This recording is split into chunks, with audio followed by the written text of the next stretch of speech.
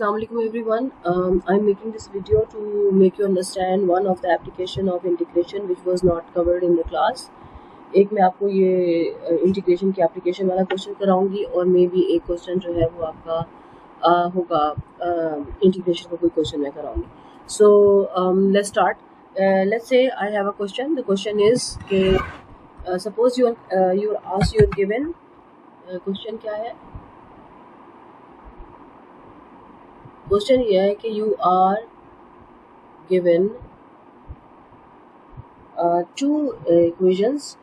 One, y is equals to 7 minus x, and second that is called y1, and the second equation is y2. Then ये दो functions हैं, एक y1 function और एक y2 function है, and the second function is 4x minus x square, right?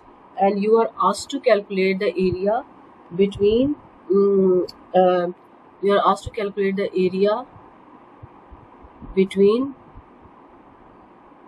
y1 and y2 from x is equals to 2 to x is equals to 4. So in order to understand this question, हमें सबसे पहले क्या करना चाहिए? हम इसकी graphic करेंगे. So let's start. पहले वाले फंक्शन को हम लिखते हैं y1 is equals to 7 minus x. Now it is nothing but a straight line equation. तो अगर मैं यहाँ पर ग्राफिंग करती हूँ इसकी, let's say I'm taking lines from here, shapes लेते हैं, ये आ गई जी, लाइन ही ले लेते हैं, ठीक है. तो ये एक सीधी line.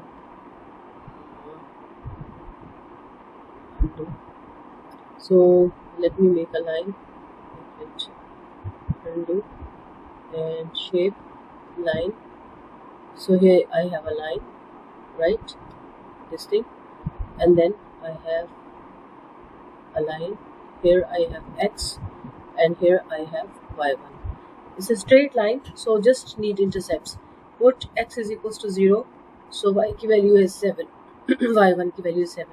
So your first coordinate is 0 and 7. And if you put y1 is equals to 0, then 7 minus x is equals to 0 and x is equals to 7. So your coordinate is 7 and 0. So it's very simple. Okay. If you have this one is 3, this one is 6, and this one is 9. 3, 6, 9. And same scale, 3, 6, and 9, right? And what you're supposed to do, 0, 7 and 7, 0. तो if 6 and 9 है तो इसके बीच में 8 आएगा, 6, 7, 8, 9. तो 7 कुछ यहाँ पर आएगा, राइट? और इसी तरह से 6 से एक पॉइंट ऊपर 7 आएगा. तो अगर मैं इसको लाइन से ज्वाइन कर दूँ तो मेरा कोऑर्डिनेट यूँ करके बन जाएगा. ये क्या चीज़ है?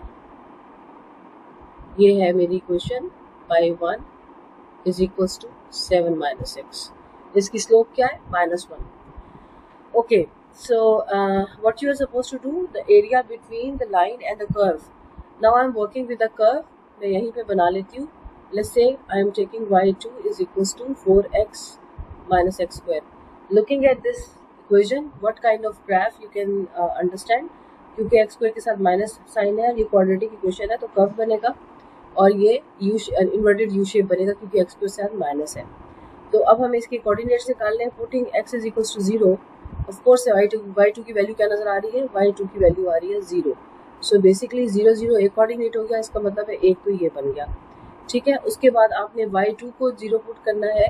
मैं यहाँ पे एक लाइन लगा देती हूँ ताकि सेपरेट हो जाए. y2 को 0 पुट करना है तो 4x minus x square is equals to 0. और इसका मतलब है x को कॉमन निकाल लें तो 4 minus x is equals to 0, and that's giving me either x is equals to 0 और 4 minus x is equals to 0. अगर x 0 आ गया तो 0, 0 कोऑर्डिनेट बन गया, और अगर ये आ गया तो x की वैल्यू आ गई 4, तो कोऑर्डिनेट आपका बन जाएगा 4 and 0. सो बेसिकली ये तो आपके पास पुरानी इंफॉर्मेशन है, नई बात क्या है? 4, 0. So you actually looking for 4, 0. सो 3, 4, 5, 6 होता है ना, तो यहाँ पर एक्चुअली ये वाला पॉइंट आ रहा है, ठीक है. सो 4, 0. सो एक्चुअली आपके पास जो ग्राफ बन रहा है वो इन्वर्टेड यू शेप बनेगा यहाँ से लेके यहाँ तक. तो अब हमें एक ही पॉइंट निकालना होता है, वो है टर्निंग पॉइंट. तो मैं यहाँ पे थोड़ी सी स्पेस है, मैं इधर भी बनाती हूँ. टर्निंग पॉइंट कैसे निकालते हैं? आप निकालोगे derivative of y2 dy2 over dx. Derivative लोगे इसका, इस इक्वेशन का, तो ये जो इक्वेशन है ये वाली, इसका डेरिवेटिव क्या आ जाएगा 4 माइनस 2x, ठीक है, and you will equate it to 0, और यहाँ से x की वैल्यू क्या नजर आ रही है 2। इसका मतलब है कि x स्टार 2 वो वैल्यू है जिसके ऊपर फंक्शन जो है वो अपना मैक्सिमम देगी। और मैक्सिमम की वैल्यू कैसे निकालेंगे, आपने क्या करना है कि y2 के अंदर, यहाँ पे मैं लाइन लगा देती हूँ, y2 के अंदर आपने 4 इंटू एक्स की जगह पे 2 पुट कर देना है। सो 2 माइनस 2 का square, 4 into 2 is 8 minus 4 is equal to 4। तो कोऑर्डिनेट क्या आ गया, ऑप्टिमल कोऑर्डिनेट आ गया 2 and 4। So x is equal to 2 का मतलब है ये 3 है, तो यहाँ पर 2 होगा, यहाँ पर फंक्शन का मैक्सिमम होगा, और जो मैक्सिमम वैल्यू है वो किसके बराबर है, 4 के बराबर है। तो वो हमारे पास कौन सा पॉइंट आ रहा है, वो जो नज़र आ रहा है वो कुछ ऐसा कुछ नज़र आ रहा है, सही है। तो ये हमारा अगर मैक्सिमम पॉइंट आ रहा है तो ग्राफ कैसा बनेगा, ग्राफ बनेगा जी, सॉरी ये अच्छा नहीं बन रहा मुझसे, अंडू करते हैं, फिर से ओके, ट्राई टू, तो ये मेरे पास रुके वो है, तो इसकी वजह से मैं बना नहीं पा रही, बट आप सही बना सकते हो।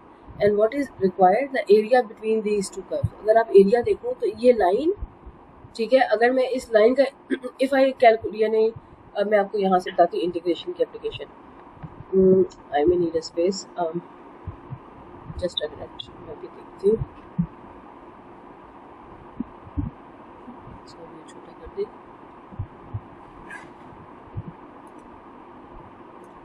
ये बात। तो अगर आप देखो तो एरिया बिटवीन द टू, हाँ एरिया अगर मैं लेती हूँ, जैसे सपोज अगर आई इंटीग्रेट कहाँ से कहाँ तक, 2 to 4 है ना, तो 2 to 4 7 minus x D x, अगर मैं इसको इंटीग्रेट करूँगी तो कहाँ का एरिया आएगा, तो जो आपकी लाइन है ना, अगर मैं इसका अलग से ग्राफ बना के दिखाऊँ आपको, ये लाइन है ना 7 और ये वाली, तो यहाँ पे है जी x इज इक्वल टू 2, ये 3 था, ये कहाँ पे ख़त्म था, ये 7 था, और ये 6 था, और ये 3 था, 3 6 और ये 7।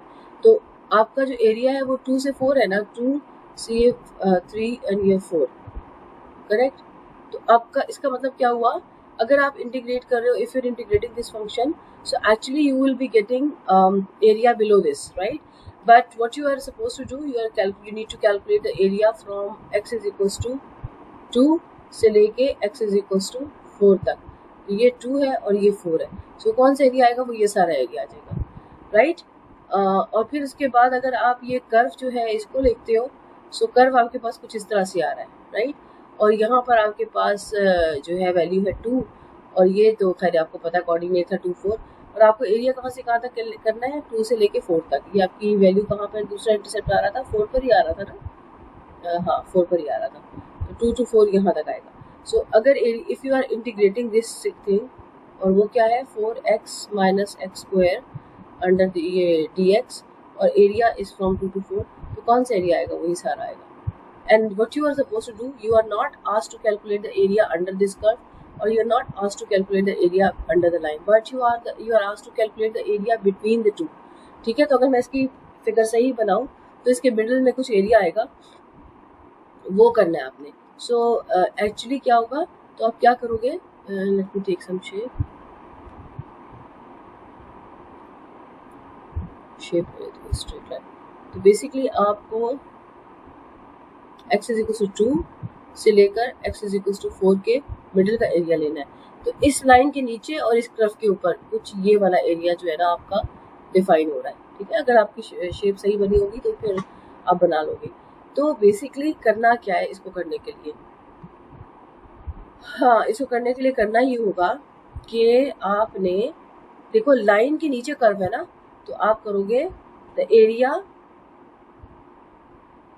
between y1 and y2 from 2 to 4 is equals to integration of 2 to 4 of the line 7 minus x into dx minus integration from 2 to 4 to the curve 4x minus x square dx, ठीक है जी। तो ये आपने area calculate करना है। अब आपको पता है कि ये कंबाइन भी हो सकते हैं, इसमें कोई खास बात नहीं है, तो आप इसको कंबाइन भी कर लो चाहे ना करो। तो अगर हम इसको कंबाइन नहीं करते, सपोज बच्चों को समझ नहीं आ रहा, हम कंबाइन नहीं करते तो वैसे ही इंटीग्रेट कर लो। तो ये आ जाएगा जी 7x माइनस एक्स स्क्वायर। जब आपका डेफिनेट इंटीग्रल तो सी नहीं आता है, और आपने इसको इवेलुएट कहाँ से कहाँ तक करना है, 2 से लेके 4 तक, माइनस इसको इंटीग्रेट करो तो ये आ जाएगा 4x square by 2 minus x cube by 3, और इसको भी इवेलुएट कहाँ से करना है, 2 से लेके 4 तक। तो जब आप इसको सिंप्लीफाई करोगे तो आपके पास क्या आएगा, ये आ जाएगा 7x माइनस एक्स स्क्वायर, ये तो वैसे ही रहेगा 7x माइनस एक्स स्क्वायर, और माइनस, अच्छा ये ब्रैकेट में ही रखते हैं, 2x square minus 1/3 x cube, और ये पूरा का पूरा इंटीग्रेशन कहाँ से कहाँ तक है, ये x is equals to 2 to 4 है। तो हम इसको इकट्ठा भी कर सकते हैं। हम ये कर सकते हैं कि हम तरीका क्या होता है कि पहले हम अपर लिमिट अप्लाई करते हैं, फिर माइनस करके लोअर लिमिट अप्लाई करते हैं ना, तो मैं इसको इकट्ठा भी कर सकती हूँ। तो I can compile these two terms together. तो इसको सिंप्लीफाई पहले करूँगी, 7x minus x square minus 2x square plus 1/3 x cube, ये इकट्ठी होगी सारी, ठीक है, और यहाँ से 2 से 4 तक, ठीक है। उसके बाद we can write it is like 7x minus 3x square plus 1/3 x cube, and this whole will be integrated from 2 to 4। Integration तो हो चुकी है, बस इसकी वैल्यू लेनी है। तो अब आप क्या करोगे, इस पूरे एक्सप्रेशन में x की जगह पे 4 पुट करोगे। सो इस तरह से 7 × 4 माइनस 3 × 4 का स्क्वायर प्लस 1/3 × 4 की पावर 3, ये आपका 4 अप्लाई हो चुका, माइनस अब आपने जहाँ जहाँ x है वहाँ 2 लिखना है। तो 7 × 2 माइनस 3 × 2 का स्क्वायर प्लस 1/3 × 2 की power 3, and it is done. Simplify कर लें, 28 माइनस 4 × 4 16, 16 × 3 48, ठीक है। बाकी सिंप्लीफिकेशन आप कर लें तो आपके पास ये आंसर आ जाएगा, और इसका आंसर जो आ रहा है वो मैं आपको बता देती हूँ। I think I have calculated it earlier. Answer इसका आ रहा है सारा सिंप्लीफाई करने के बाद 6.5। तो वो जो शेडेड एरिया मैंने दिखाया था ना ऊपर, ये वाला कहाँ गया, ये इन दो कर्व्स के ये नजर आ रहे हैं कर्व्स, ये ठीक है। मैं इसको ऐसे करती हूँ, जस्ट अ मिनट, इसे करके देखते हैं।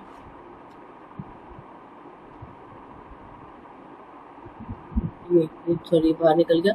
जो इन दो कर्व्स के दरमियान में येलो एरिया ना, ये आ रहा है 6.5। So we are done with this application. So integration can also be used to work out for areas between the curves. Okay, एक और क्वेश्चन है जो कि मैं एक स्टूडेंट ने कहा था, मैं पहले विलियम रफीक ने कहा था कि मैं करा दूँ, तो वो भी मैं आपको इसी वीडियो के अंदर ऐड कर रही हूँ।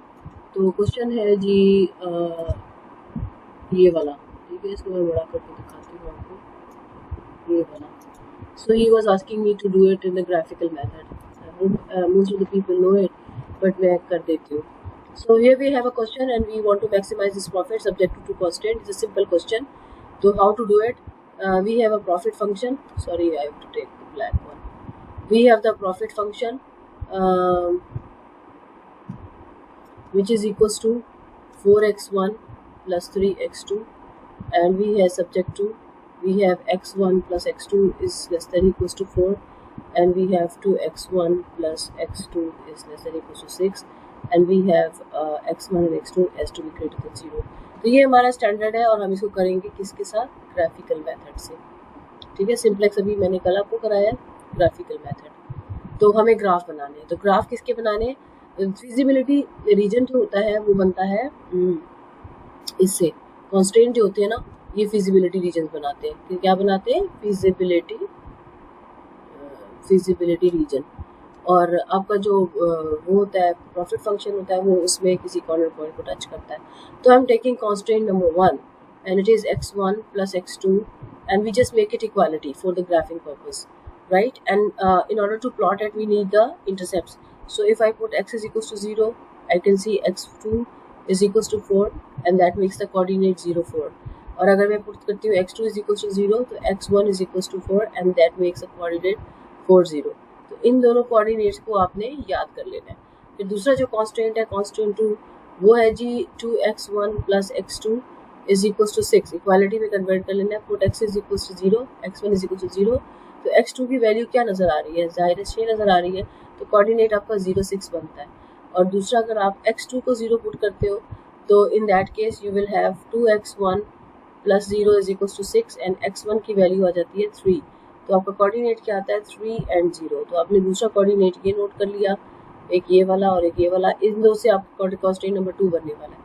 और उसके बाद जो मोस्ट इंपॉर्टेंट चीज़ है कि आपने स्लोप्स भी निकालनी है। तो स्लोप्स कैसे निकालते हैं कि आपने कॉन्स्टेंट 1 का जो है ना, ये वाला जो कॉन्स्टेंट 1 है, आपने इसको लिखना है x2 is equal to 4 minus x1। तो स्लोप आपके पास जो कॉन्स्टेंट नंबर 1 की आ रही है वो आ रही है -1। ठीक है, ये कोफिशिएंट ऑफ x1 होता है, वो स्लोप होती है। अब जब दूसरे वाले कॉन्स्टेंट को आप करोगे, यानी इस वाले कॉन्स्टेंट को आप जब करोगे, so you will have x1 2x1 plus x2 is equals to 6 and x2 is nothing but 6 minus 2x1. So what is the slope? The slope is equals to -2, right? और जो स्लोप होती है वो basically coefficient of x1 divided by coefficient of x2 होती है ना। तो अगर आप देखो तो यहाँ पर अगर मैं इस इक्वेशन से डायरेक्टली निकालना चाह रही थी ना स्लोप, तो वो भी निकल सकती थी।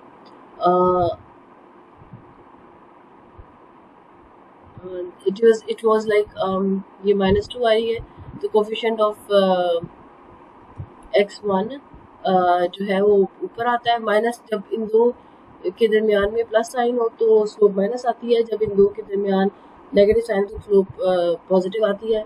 और स्लोप जो है ना वो कुछ भी नहीं होती, coefficient of x1 divide by coefficient of x2 होती है। तो -2 आ जाएगा इसका और यहाँ से -1 आ जाएगा। तो इस तरह से अगर इसी अंडरस्टैंडिंग की बेसिस पे हम अगर प्रॉफिट फंक्शन की स्लोप निकालना चाहें, तो प्रॉफिट फंक्शन हमें जो दिया हुआ है वो दिया हुआ है 4x1 प्लस 3x2। हाँ, ये दिया हुआ है 4x1 प्लस 3x2। तो स्लोप ऑफ प्रॉफिट फंक्शन क्या है, कुछ भी नहीं, कोफिशिएंट ऑफ x1 क्या है, क्योंकि इनके दरमियान पॉजिटिव साइन है ना, तो ये भी नेगेटिव स्लोप बनेगी। माइनस कोफिशिएंट ऑफ x1 क्या है 4 और कोफिशिएंट ऑफ x2 क्या है 3। तो x 4/3, तो अगर मैं इसको डिवाइड करूँ तो 3 1 ज़ा 3 और फिर आ जाएगा 1, तो 0.333 ये कंटिन्यू होगा। तो मैं अब क्या करती हूँ, मैं इस सारी इन्फॉर्मेशन को ना एक टेबल में लिखती हूँ ताकि मेरे पास जो है ना वो एक अच्छी यानी कि चीज़ें आ जाए, सारी सामने आ जाए।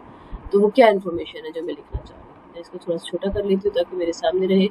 ओके, तो इन्फॉर्मेशन ये है जनाब, इन्फॉर्मेशन क्या है, इन्फो कॉन्स्टेंट 1, ठीक है, constant 1, intercept 1, intercept 1, intercept 2 and slope. 3 चीज़ें हैं ना जो हमने करनी है।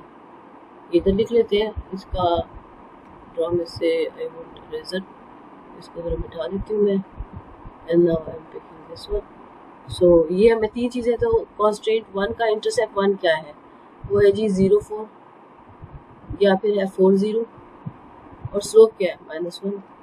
तो कॉन्स्टेंट 2 का इंटरसेप्ट क्या है 0 6 3 0, ये स्लोप क्या है -2। और प्रॉफिट फंक्शन का जो है वो इंटरसेप्ट तो हमने नहीं निकाले, लेकिन स्लोप हमने निकाली हुई -1.33। तो अब मैं क्या करूँगी, इसकी बेसिस पे आई विल मेक द ग्राफ। तो लेट्स टेक शेप, पेंसिल से ये ले लेते और ये मेरे पास एक लाइन बन गई यूँ करके, और फिर मैंने शेप एक और ली और यहाँ से ये लाइन बन गई, ठीक है। तो अब आपके पास ये है x1 और ये आपके पास है x2। तो आपके जो कोऑर्डिनेट्स हैं देखो 4 और 6 से जा रहे हैं, तो मैं 2 2 का कोऑर्डिनेट ले लेती हूँ।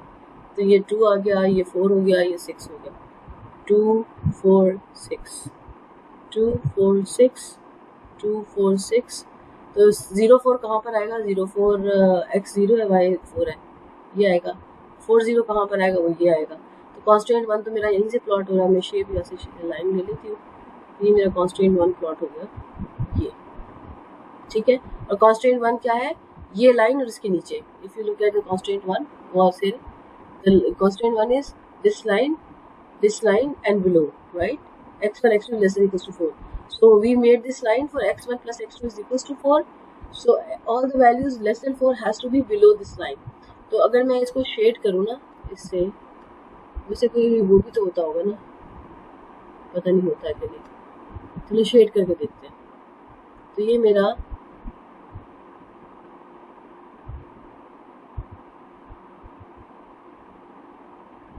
ये मेरा क्या है, पीला वाला कॉन्स्टेंट 1 का सारा फीजिबल रीजन।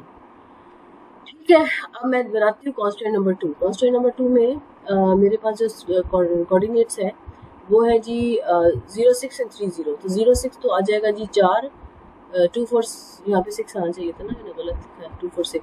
तो 0, 6 का मतलब है ये वैल्यू, राइट। और 3, 0 का मतलब क्या है, ये 3 इसके मिडिल में होना है ना, इधर पे कहीं पे होगा ये वैल्यू। तो अब मैं फिर लाइन लेके इसको जरा कनेक्ट कर लेती हूँ और मेरे पास ये फिजिबिलिटी रीजन जो है ना बन जाएगा, ये बन गया। ठीक है, अब ये जो लाइन है, इस लाइन के, ये लाइन और इसके नीचे का क्या मतलब है कि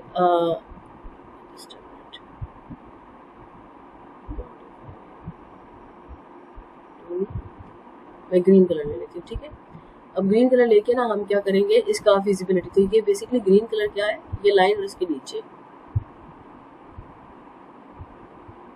you see that this portion is also coming within it, right, ये लाइन और इसके नीचे। so what is the common feasibility region which contains green and yellow both? तो वो आप देख सकते हो कि इसका अगर मैं कलर कुछ और ले लूँ, लेट्स से रेड ले लूँ, तो ये मेरा जो ग्रीन और रेड का पोर्शन है ये आता है, ये जनाब आता है, ये है ना, ये पॉइंट, और कितनी गंदी लाइनें बन रही है, कैसे बनाए, ऐसे बनाते हैं, यस ऐसे लेते हैं। तो ये आ रहा है लाइन, ये, और उसके बाद कैसे लेते हैं, और आ रहा है ये वाला। अगर मैं फिजिबिलिटी रीजन को रेड से हाईलाइट करूँ ना, तो ये बनता है एक्चुअली ये वाला, ये सारा ये सब आ गया।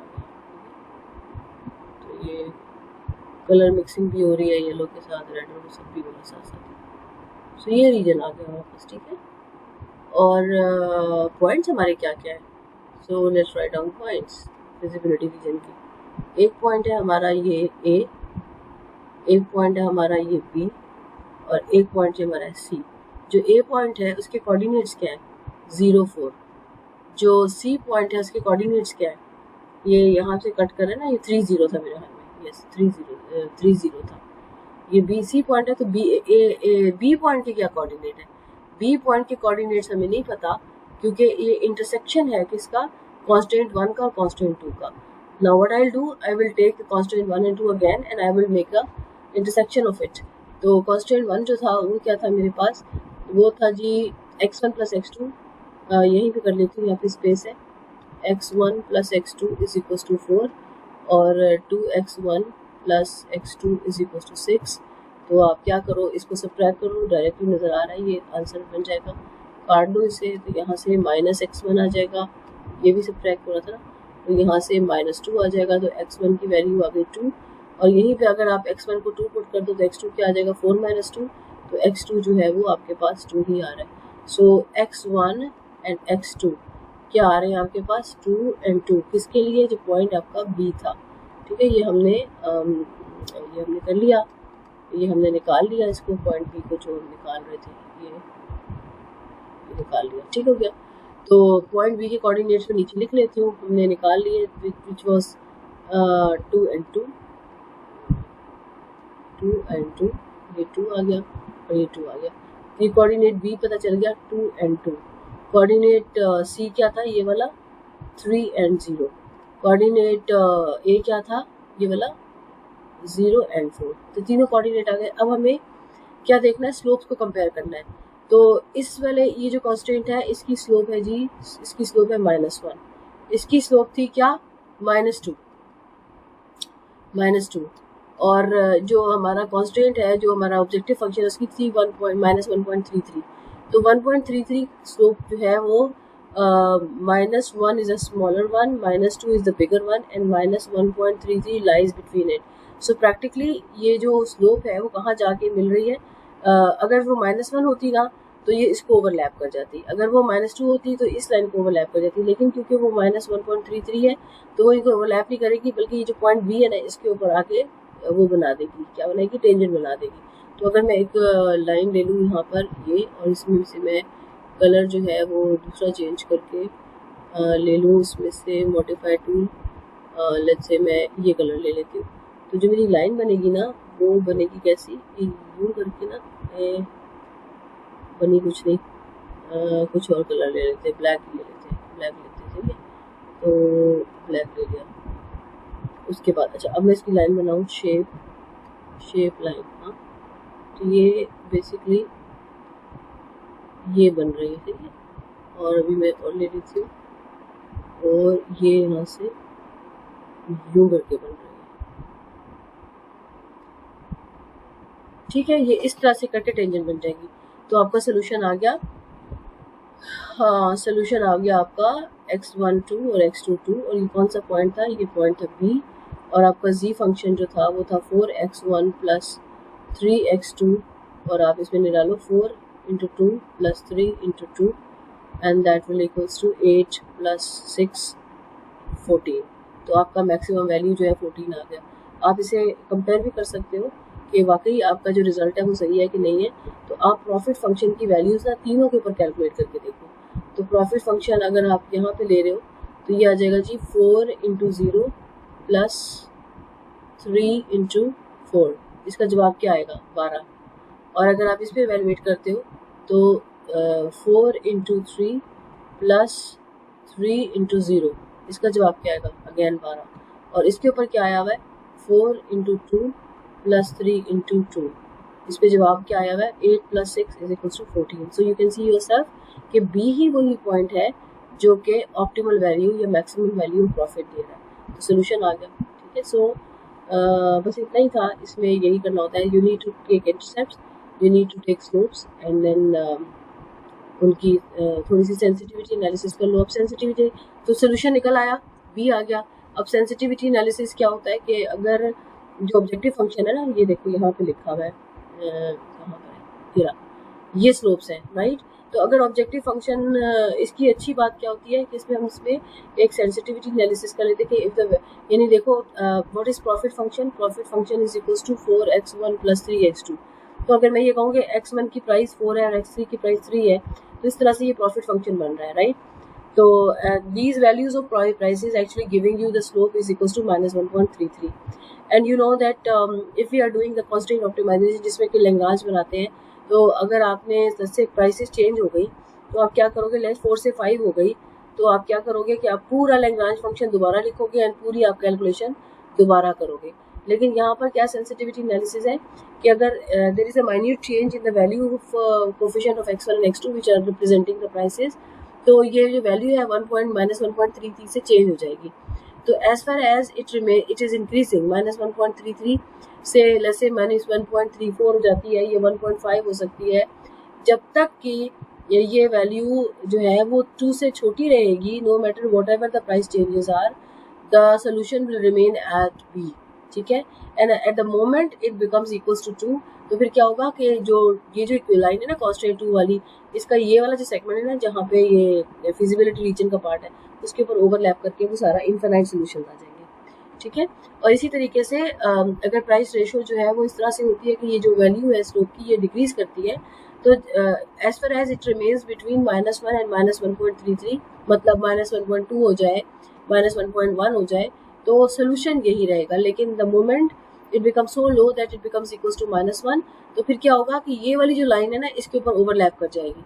सो either the solution can be a unique point which is at B, or if price decreases, in that case it is quite possible that the solution could be overlapping with this line, and if the price ratio is increasing, then the solution can be overlapping with the other point. So there are three possibilities: either the solution is unique, or it can, in case of overlapping, there are infinite solutions.